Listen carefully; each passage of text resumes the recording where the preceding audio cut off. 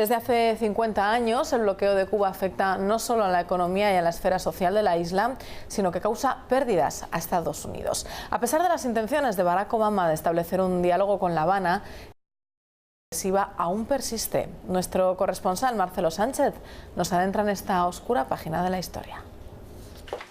Alfredo Durán no es el típico cubano estadounidense. Su oposición al embargo de Estados Unidos contra Cuba trasciende los aspectos ideológicos del conflicto. Para Durán, excombatiente de Playa Girón y activo personaje del Partido Demócrata en Florida, este bloqueo es un artículo obsoleto, una herencia del pasado y la incomprensión. El embargo hoy en día realmente no tiene nada que ver con resolver el problema de político, ni económico, ni de futuro, ni aperturas democráticas en Cuba. El embargo hoy en día es solamente un instrumento de la política electoral norteamericana y especialmente en dos estados, en Nueva Jersey y en la Florida. Y ahora mismo, en estos momentos, hay una situación económica bastante apretada en Cuba. Todo esto es producto de la política de embargo que no le permite, por ejemplo, a nosotros los cubanos, ayudar a nuestros compatriotas allá con toda la libertad que pudiéramos quererlo hacer. Para los primeros meses del gobierno de John F. Kennedy quedaba claro que Cuba había tomado un camino distinto a los intereses norteamericanos en la región. La propaganda de aquel entonces buscaba desprestigiar la revolución de Fidel Castro, a la par de justificar las medidas económicas en contra de la nación caribeña. Nuestro país no tiene la intención de imponer castigos ni sistemas de pensamiento, pero sabemos que Cuba está siendo usada por aquellos que le niegan la libertad. Cuando Cuba sea libre de la dominación extranjera, tenga libertad de escoger a sus líderes, tenga libertad de escoger su propio sistema, tierra, religión, expresión y pensamiento, entonces, solo entonces, Cuba será bienvenida en la sociedad de naciones libres. En febrero de 1962, Kennedy firmó una orden ejecutiva que imponía el bloqueo a la isla, pero a diferencia de la normativa de Eisenhower del año 60, que solo establecía la prohibición de exportaciones a Cuba, el nuevo decreto implicaba y consolidaba medidas políticas, económicas, comerciales y financieras. Sin embargo, los líderes de la revolución no abandonaron su postura. Este pequeño país demostrara temor frente a los imperialistas y vacilaciones, nos habrían devorado. Y por eso lo único que nunca encontrarán en este país, ni vacilación, ni temor, y contra la firmeza. Cuando quieran devorarnos, tienen que traernos enteritos. Nosotros queremos construir el socialismo.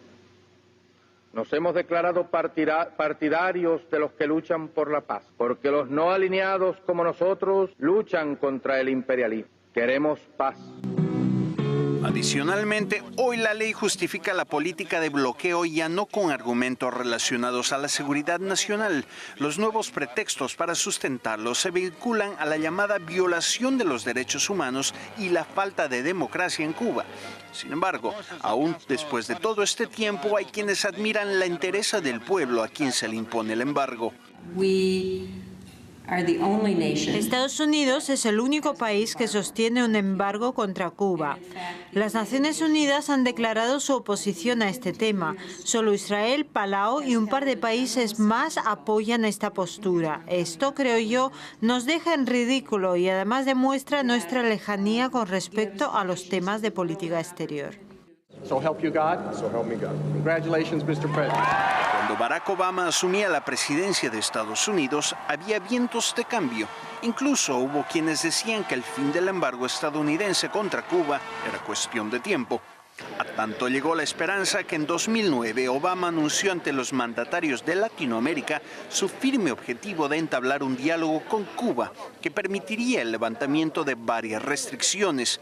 Terminar el bloqueo era el compromiso.